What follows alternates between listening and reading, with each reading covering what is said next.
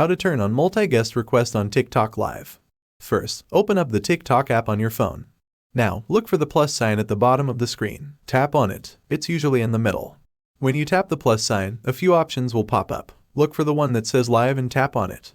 After you've selected Live, there'll be a button that says Go Live. Tap on that to start your live stream.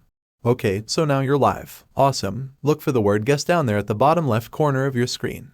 Once you tap on Guest, a little window will pop up. In that window, you'll see a little gear icon up in the top right corner. Tap on that. In the settings that appear, there's an option that says Allow Requests from Viewers. Toggle that switch so it turns green.